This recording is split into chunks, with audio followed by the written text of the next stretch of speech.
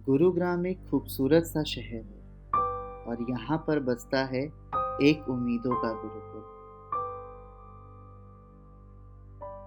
मैं इंजो में 5 साल हो गया मैं इंजो में रहती हूँ। मैं जब आया था तब मैं चल नहीं सकती थी, इतना मेरा हालत खराब था। मैडम लोग बोल दिया ये रात तक बचेगा, सुबह तक तो ये जिंदा ही नहीं रहेगा।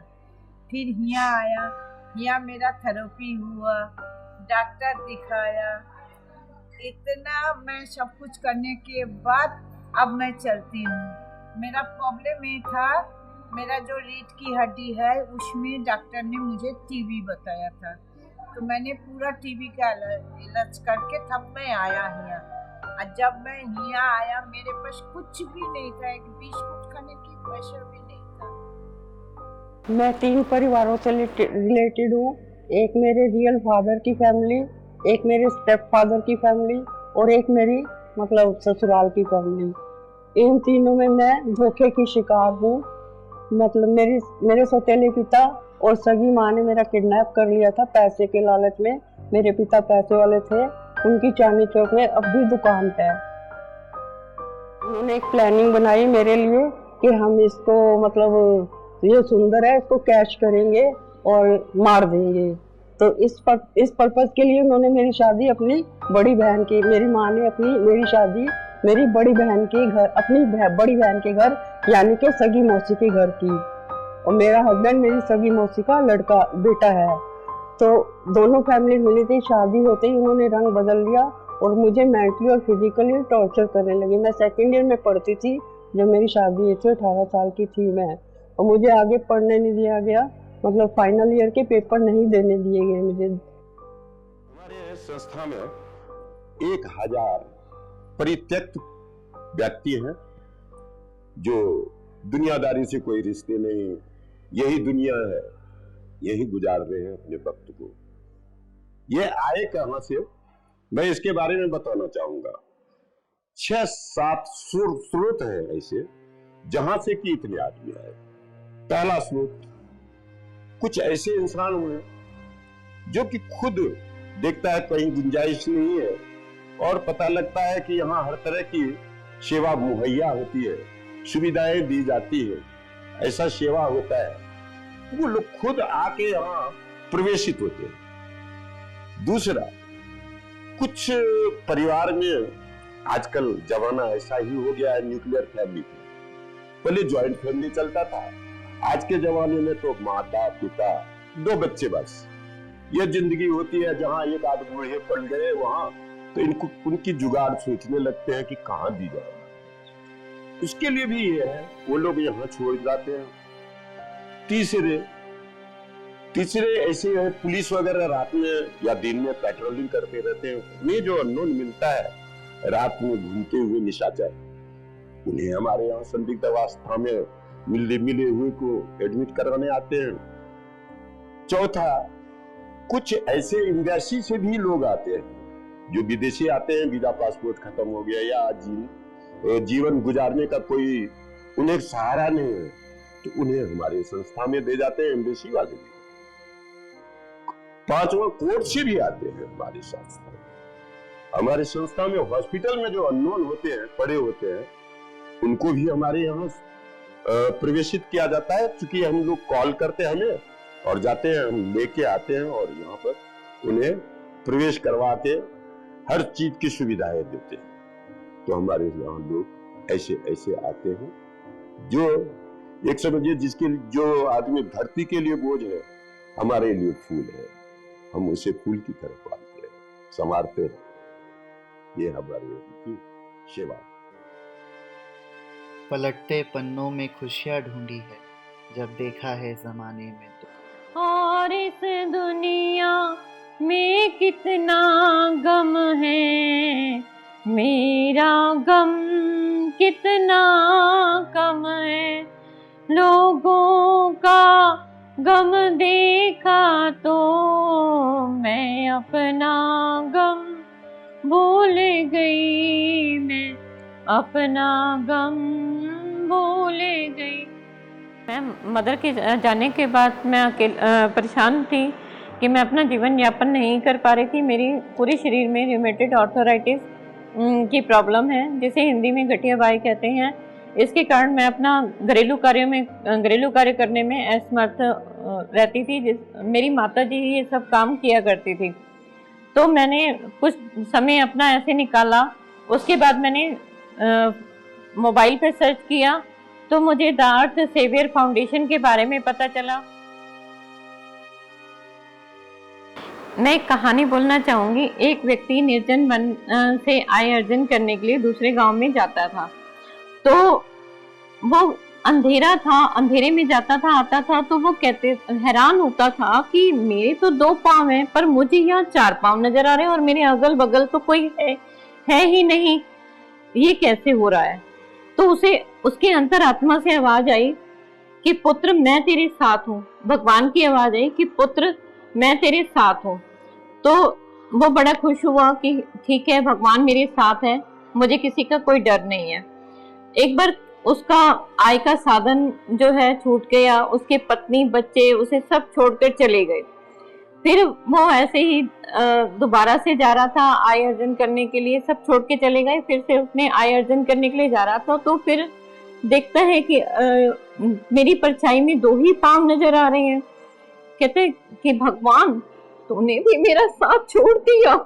बहुत दुख भरी आवाज में वो बोला कि भगवान तू भी दुनिया वालों की तरह निकला, तूने भी मेरा साथ छोड़ दिया। भगवान कहता नहीं पुत्र, मैंने तेरा साथ नहीं छोड़ा। तो कहते ये 2 पाँव फिर कैसे नजर आ रहे, 2 पाँव और कहाँ गए।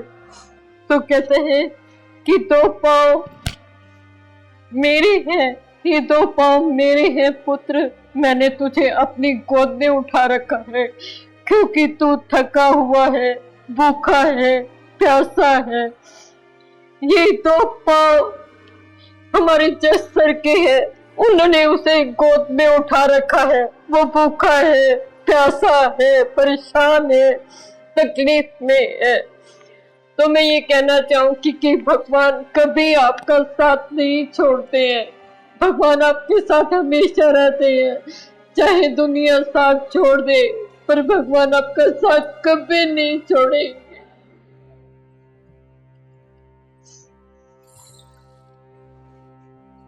तो सर हालात की वजह से मैं सड़क पे ही गिर गया था और मेरी टांग के हालात बहुत ख़राब थे, कीड़े पड़े हुए थे मेरी टांग में। और ये लोग लेकर आए मेरे को यहाँ, पूरे स्टाफ ने मुझे बहुत अच्छे से देखा और जज सर तो हमारे सुपर से भी ऊपर है। मैं इस उम्र में अपने आप को देखूं मैं क्या कर रहा था। मैं अल्लाह से दुआ करता हूँ कि अल्लाह ताला पूरे स्टाफ को और जज सर को इस काम को और आगे करने की हिम्मत ताकत दे। और मेरे को सिलाई का काम आता था, सर ने मेरे को सिलाई की मशीन मंगवा के दी। जो आप लोग कपड़े देते हो डोनेशन में वो मैं छोटे बड़े करके इनके करता हूँ। और वैसे भी अपने आप को बिज़ी रखता हूँ इन लोगों में, तो मेरे को किसी की याद भी नहीं आती पिछली। अभी इन्हीं में ही देख लेता हूँ, अपने भाई बहन चचा ताऊ, इन्हीं से लड़ भी लेता हूँ।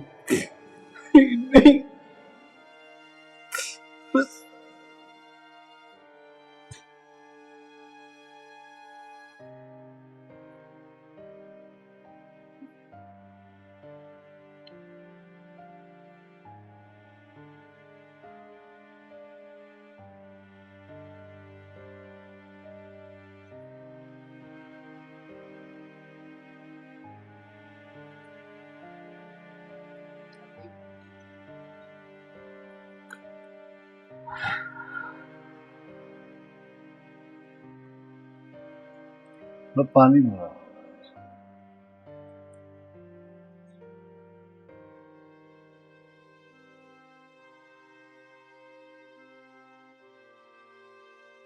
पहले दिल्ली में यहाँ पर तो मैं 40 साल से रह रहे थे। यहाँ गारमेंट लाइन में एक्सपोर्ट लाइन में करते थे। उसके बाद मैं चला गया लुधियाना। लुधियाना में पैरालाइज में मार दिया। मैं फिर वहाँ का जो मालिक था उन्होंने तुरंत हॉस्पिटल में भर्ती किया, तुरंत कंट्रोल हुआ। कंट्रोल हुआ, फिर ले आया मेरा लड़के ने अपना गुड़गांव या नरसिंहपुर में 2 महीना 3 महीना रखा, मुझे छोड़ दिया। तो मैं अकेले पड़ गया। लेकिन मकान मालिक ने मुझे ये बोला कि अंकल घबराओ नहीं, मैं कोई संस्था का नंबर ढूंढता हूँ वृद्धाश्रम का। तो वही ढूंढा, तो उन्होंने दिया। तो मेरी बिना मैडम से बात हुई, सारे किराया भाड़ा जो भी हुआ वहाँ से यहाँ आने में सब इन्होंने दिया। तो आप कुछ परिवार से खाली उम्मीद यार रखते हैं? दोस्त जो है मेरा, वो बिल्कुल हमारा भाई बाप जो भी कहिए उससे भी बढ़ के किया है, अभी भी कर रहा है। भांजा है, वो आता है, भतीजा है, कभी कभी आता है, देख के चले जाते हैं। घर जाने का मन करता है? सर देखिए, अब आप ही बता दो, घर जाके मैं अब क्या करूँ? एज के हिसाब से मैं बता रहा हूँ। जब हमको यहाँ पर सब आदमी सेवा किया है, हमारे पहले पोजीशन मेरा ये था, ये देखिए ऐसे, ये उंगली नहीं छूटा था ऐसे। अब ये देखिए, कम से कम ये हाथ तो उठाने लायक हो गए, ये देखिए खड़ा भी हो जाता है। I was working in a school, in a prep school, and it was a Maharani Gayatri Devi school, and she is no more. The school is no more, and her daughter-in-law was taking care of her school, and she is also no more. I don't know what to do, what not to do. I am here. यहाँ कैसे हैं? I just came here for the treatment. My sister brought me here. My sister is here in Delhi. She stays in Elite Apartments.